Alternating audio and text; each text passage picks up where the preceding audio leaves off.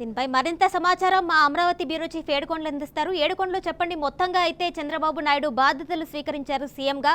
అలాగే ఆయన మొదటి సంతకం అయితే మెగా డిఎస్సీ పైన చేసినట్టుగా తెలుస్తుంది. చెప్పినట్టుగానే రెండవ సంతకం ల్యాండ్ టైటిలింగ్ యాక్ట్ రద్దు, అలాగే మూడో సంతకం వచ్చి పెన్షన్ని 4,000కు పెంచుతూ కూడా సంతకం చేశారు. అలాగే అన్నా క్యాంటీన్ల విస్తరణ, స్కిల్ డెవలప్మెంట్ సంబంధించి కూడా సంతకాలు చేశారు ఫైల్స్ పైన. అక్కడ సిచ్యువేషన్ ఏ విధంగా ఉంది, డీటెయిల్స్ ఇవ్వండి. కొద్దిసేపు క్రితమే అటు ఏపీ సీఎం చంద్రబాబు నాయుడు ఆయన తన క్యాబిన్ లో బాధ్యతలు తీసుకున్నారు. ఏదైతే ఏపీ సీఎం గా తొలి సంతకం కూడా ఆయన ఇచ్చిన మాట ప్రకారం మెగా డిఎస్సీ మీద కొద్దిసేపు క్రితమే సంతకం చేశారు. అనంతరం రెండో ఫైల్ ఏదైతే ఉందో ల్యాండ్ టైటిలింగ్ చట్టాన్ని రద్దు చేస్తూ కూడా రెండో ఫైల్ మీద సంతకం చేయడం జరిగింది. అలాగే వృద్ధులకు అలాగే వితంతువులకు ఇచ్చేటువంటి పింఛన్లు 3,000 పింఛన్ 4,000కు పెంచుతూ కూడా మూడో సంతకం అయితే చేసినటువంటి పరిస్థితి. మరోవైపు స్కిల్ సెన్సెస్ అలాగే అన్నా క్యాంటీన్ లో ఏర్పాట్ల మీద కూడా ఈ యొక్క సంతకాలు అయితే చేసినటువంటి పరిస్థితి. అయితే ఈ రోజు ఏపీ సీఎం చంద్రబాబు నాయుడు తొలిసారిగా ఈ సచివాలయానికి వస్తున్న నేపథ్యంలో గతంలో ఏదైతే ఆయన శపథం చేసి బయటకు వెళ్లారో దాన్ని నిలబెట్టుకుంటూ ఈసారి రావడంతో అమరావతి రైతులు ఇప్పటికీ అమరావతి నిర్వీర్యం అయిపోతున్న సమయంలో చంద్రబాబు నాయుడు మరొకసారి అధికారంలో రావడంతో వీరందరికీ కూడా ఆశ ఎగిరించింది. ఈ నేపథ్యంలోనే చంద్రబాబు నాయుడు వస్తున్నటువంటి రహదారంతా కూడా పూర్తిగా పూలమయం చేశారు. సుమారు 2.5 టన్నుల పూలతోటి ఆయనకి ఘనస్వాగతం పలుకున్నటువంటి పరిస్థితి. వెంకటైపాలెం నుంచి సచివాలయం వరకు కూడా పూర్తిగా జన నీరాజనం మధ్య ఆయన ఈ సచివాలయానికి చేరుకున్నారు. సచివాలయంలో ఆయన రాకతో ఒకసారిగా ఈ యొక్క ఉద్యోగస్తులంతా కూడా ఈ బ్లాకుల వద్ద కూడా పూర్తిగా గుమ్మికూడి ఆయనకి జయ ధ్వానాలు అయితే పలికినటువంటి పరిస్థితి. అయితే అధిక ఇటు ఓటో బ్లాక్ లో ఉన్నటువంటి అధికారులంతా ఘన స్వాగతం మధ్య ఆయన కొద్దిసేపటి క్రితమే తన ఛాంబర్లోకి వెళ్ళి ఈ యొక్క ప్రత్యేక పూజా కార్యక్రమాలు నిర్వహించిన తర్వాత ఆయన సరిగ్గా 4:41 ఆయన బాధ్యతలు స్వీకరించడం జరిగింది. అనంతరం తక్షణమే ఆయన ఏదైతే 5 ఫైళ్లు సిద్ధం చేయాలన్నారో ఆ ఫైల్ మీద కూడా సంతకం చేయడం జరిగింది. అయితే ఈయన చంద్రబాబు నాయుడు వస్తున్నారనే సమాచారం మేరకు మంత్రులు అలాగే కొంతమంది ఎమ్మెల్యేలు కూడా ఇక్కడికి చేరుకున్నారు. వారంతా కూడా ఆయనకు ఘన స్వాగతం పలికారు. ఏదైతే ఆయన శపథం చేసి మరొకసారి క్షేత్రంలో తేల్చుకుని వస్తానంటూ కూడా వెళ్ళినటువంటి చంద్రబాబు నాయుడు ఈ రోజు వస్తున్న నేపథ్యంలో రాష్ట్ర వ్యాప్తంగా కూడా ఉత్కంఠగా ఎదురు చూస్తున్నటువంటి క్షణాలను అయితే మాత్రం ప్రతి క్షణం మీడియా కవరేజ్ ద్వారా మాత్రం ప్రపంచానికి అందిస్తుంది. అయితే దీంట్లో ఇప్పుడు మనం చూస్తున్నాము బీఆర్కే స్క్రీన్ పైన ఉండవేళ నుంచి ఇప్పటి వరకు కూడా కంటిన్యూ లైవ్ కవరేజ్ అనేది వస్తూనే ఉంది. అయితే అలాగే ఇప్పుడు రాష్ట్ర వ్యాప్తంగా కూడా ప్రజలంతా కూడా వీక్షిస్తున్నటువంటి మంచి తరుణం. ఈ నేపథ్యంలో ఇటు మంత్రులు కూడా ఒక్కొక్కరుగా కూడా ఇంకా ఆయనకు శుభాకాంక్షలు చెప్పేందుకు అందరూ వస్తున్నారు. ఇప్పుడు ఆనం రామనారాయణ రెడ్డి కూడా ఈ యొక్క ఒకటో బ్లాక్ లోకి ఆయన ఉన్నటువంటి ఛాంబర్లకు వెళ్తున్నటువంటి పరిస్థితి. అయితే ఈ విధంగా రాష్ట్ర వ్యాప్తంగా కూడా ఉన్నటువంటి కొత్త మంత్రులు కానీ ఎమ్మెల్యేలు కానీ వీరంతా కూడా ఆయనకు స్వాగతం శుభాకాంక్షలు తెలిపేందుకైతే వస్తూ ఉన్నారు. మొత్తం మీద సచివాలయం అంతా కూడా ఈ రోజు ఒక పండగ వాతావరణం అయితే నెలకొంది అని చెప్పవచ్చు. అయితే ఏడుకొండలు దాదాపు 5 సంవత్సరాల తర్వాత చంద్రబాబు నాయుడు సచివాలయంలోకి అడుగుపెట్టారు. అలాగే సీఎంగా కూడా బాధ్యతలు స్వీకరించారు. ఈ నేపథ్యంలోనే సచివాలయంలోకి అడుగుపెట్టిన తరంలో ఆయన సతీమణి నారా భువనేశ్వరి కూడా ఆయన వెంట ఉన్నారు. సో అక్కడ ఉన్నటువంటి తెలుగుదేశం పార్టీ నాయకులు కావచ్చు, కార్యకర్తలు కావచ్చు, వారి స్పందన ఉంది. అంటే చంద్రబాబు నాయుడు ఎప్పుడు కూడా ఏదైతే హిందూ సాంప్రదాయాన్ని హైందవ సాంప్రదాయాన్ని కూడా ఎంతో భక్తి శ్రద్ధలతో పాటిస్తారు. అలాగే ముఖ్యంగా ఏ ఒక్క శుభకార్యం అయినా సరే ఖచ్చితంగా భార్యతోనే కలిసి వెళ్ళాలి, కలిసి చేయాలనేది ఆయన మొదటి నుంచి కూడా చెప్తూ ఉంటారు.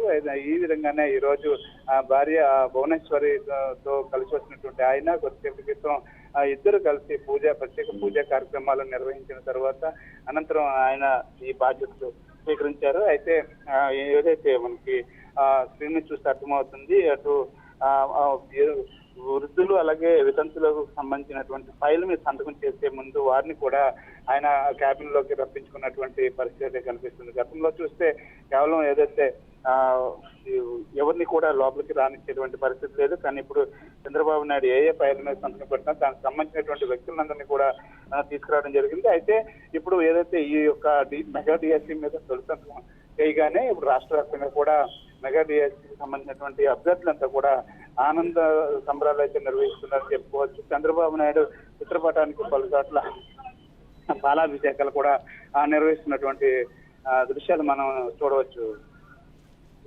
అయితే ఏడుకొండలో సచివాలయం దగ్గర ప్రెసెంట్ సిచ్యువేషన్ ఎలా ఉంది, అదేవిధంగా చంద్రబాబు నాయుడు తదుపరి కార్యాచరణ ఏ విధంగా ఉండే అవకాశం ఉంటుంది? ఎందుకంటే ఎన్నికల్లో ఇచ్చిన హామీ మేరకే మొదటి సంతకం మెగా డిఎస్సి పైన చేశారు. ఈ నేపథ్యంలోనే వాలంటీర్ వ్యవస్థ గురించి కూడా ఆయన మాట్లాడటం జరిగింది. అవేమైనా అంశాలు ప్రస్తావించే అవకాశం ఉంటుందా? అంటే ఈ రోజు తొలి రోజు కాబట్టి తొలి రోజు ఆయన అనుకున్న ప్రకారంగా ఇది మెగా డిఎస్సి అనేది ప్రధానంగా 27,000 మంది అభ్యర్థుల జీవితాల మీద, భవిష్యత్తు మీద ఆధారపడి ఉంది. ఆ యొక్క మెగా డిఎస్సిని గత ప్రభుత్వం నిర్వీర్యం చేసేటువంటి ప్రయత్నం చేసింది, దగా చేసిందనే కోణంలో వారంతా కూడా ఈ చంద్రబాబు నాయుడు వద్దకు వెళ్ళినప్పుడు ఆయన ప్రతిపక్ష నేతగా ఉన్నప్పుడు ఆయన ఒక హామీ ఇచ్చారు. అలాగే ఎన్నికల ప్రచారంలో కూడా పదే పదే డిఎస్సి గురించి కూడా చెప్పినటువంటి పరిస్థితి. అధికారంలో రాగానే ముందు మెగా డిఎస్సి చేపడతామని చెప్పారు. ఇది మెగా డిఎస్సి అంటే ప్రస్తుతానికి ఇప్పుడు రాష్ట్రంలో ఉన్నటువంటి పరిస్థితులు చూసుకుంటే ఇది పెద్ద సాహసప్రదమైనటువంటి నిర్ణయం అని చెప్పుకోవచ్చు. 27,000 మంది ఎదురు చూస్తున్నటువంటి ఒక ఏదైతే ఈ ఆశకు ఉన్నదో ఆశకి ఇప్పుడు బిగిరించేటువంటి పరిస్థితుల్లో ఇప్పుడు మెగా డిఎస్సికి సంబంధించినటువంటి అభ్యర్థులంతా కూడా మరొకసారి ఊపిరి పోసుకున్నారని చెప్పుకోవచ్చు. ఎందుకంటే కొంతమందికి ఇప్పటికే వయసు పైబడిపోతున్న నేపథ్యంలో ఇక ఉద్యోగం వస్తుందో రాదు అనే సంక్షేమంలో కూడా చాలా మంది కొట్టుమిట్లాడుతున్న సమయంలో ఇప్పుడు మెగా డిఎస్సిని తక్షణమే ప్రారంభిస్తే ఇంకా మంచిదని చెప్పి చూస్తున్నారు. ఫైల్ మీద సంతకం చేయడంతో అందరికీ కూడా ఒక ఆశ అయితే తీరుస్తుందని చెప్పుకోవచ్చు. అయితే దీంతో పాటు ముఖ్యంగా మిగిలిన ఏవైతే ఉన్నాయో వీటికి సంబంధించి కూడా ఇప్పుడు ల్యాండ్ టైటిలింగ్ యాక్ట్ అనేది రాష్ట్రం మొత్తాన్ని కూడా కురిపేసినటువంటి పరిస్థితి. ఎవరి భూములు వారి చేతుల్లో ఉండవు అనే విషయంతో అందరూ కూడా ఉలిక్కిపడినటువంటి నేపథ్యంలో ఎక్కడికక్కడే ఈ యొక్క అడ్వకేట్లు కూడా దీని మీద నిర్విరామంగా కూడా ఈ యొక్క ఆందోళన చేసినటువంటి నేపథ్యంలో వారికి కూడా ఒక మాట చెప్పడం జరిగింది, హామీ ఇవ్వడం జరిగింది. ఖచ్చితంగా టీడీపీ వచ్చిన తర్వాత ల్యాండ్ టైటిలింగ్ చట్టాన్ని రద్దు చేస్తానంటూ కూడా ఆయన చెప్పిన విధంగానే, అలాగే అటు పవన్ కళ్యాణ్ కూడా పదే పదే అదే విషయం కూడా చెప్పుకుంటూ వచ్చారు. అయితే ఇద్దరు కలిసి తీసుకున్న నిర్ణయంలో భాగంగా ల్యాండ్ టైటిలింగ్ యాక్ట్ ని రద్దు చేస్తూ కూడా ఈ రోజు ఆయన రెండో సంతకం చేయడం జరిగింది. అలాగే గతంలో చంద్రబాబు నాయుడు 2014లో అన్నా క్యాంటీన్ పెట్టిన తర్వాత ఎంతో మందికి పేదవాళ్లకు 3 పూటల కూడా తక్కువ రేటుకే అన్నం అలాగే టిఫిన్ దొరికేటువంటి పరిస్థితి. అయితే ఈ వైసీపీ ప్రభుత్వం వచ్చిన తర్వాత దాన్ని పూర్తిగా మూసివేసి నిర్వీర్యం చేయడంతో పేదవాళ్ళు కనీస ఆకలితో మాడినటువంటి పరిస్థితులు కూడా ఉన్నటువంటి పరిస్థితుల్లో ఈ నిజంగా ఆ సమయంలో కనుక అన్నా క్యాంటీన్ కనుక ఉండుంటే ఎంతో మంది ఆహారం దొరికేదనేది ఒక అది బాగా ప్రజల్లో నాటుకుపోయినటువంటి పరిస్థితి. ఇప్పుడు అన్నా క్యాంటీన్ 15 రూపాయలకే 3 పూటల భోజనం అనే ఒక పథకాన్ని, బహుత్తర కార్యక్రమాన్ని తీసుకురావడంతో ఇటు పేదవాళ్ళు కూడా హర్షం వ్యక్తం చేస్తున్నటువంటి పరిస్థితి. మరోవైపు వృద్ధులకు ఏదైతే కొంతమంది వృద్ధులను తల్లిదండ్రులను పట్టించుకున్నటువంటి నేపథ్యంలో వారిని ఆదుకుంటానంటూ కూడా గతంలో 200 ఉన్నటువంటి పెన్షన్ ను 2,000 రూపాయలకు తీసుకెళ్లినటువంటి చంద్రబాబు ఇప్పుడు ఏకంగా 4,000 రూపాయలు ఇస్తానంటూ కూడా హామీ ఇచ్చారు. హామీ ప్రకారం కొద్దిసేపు క్రితం సంతకం కూడా చేసినటువంటి పరిస్థితి. అయితే దీనికి బదులుగా ఏదైతే ఏప్రిల్ నుంచి కూడా ఏప్రిల్, మే, జూన్ సంబంధించినటువంటి 3,000 కూడా కలిపి జూన్ నెలలో 7,000 రూపాయలు ఇస్తానంటూ కూడా చెప్పారు. దానికి సంబంధించి ప్రణాళిక కూడా ఇప్పటికే సిద్ధం చేసినటువంటి పరిస్థితి కనిపిస్తుంది. ఈ విధంగా చూస్తే రాష్ట్రంలో సరికొత్త పాలనకు అయితే మాత్రం చంద్రబాబు నాయుడు నాంది పలికారని మాత్రం అర్థమవుతుంది.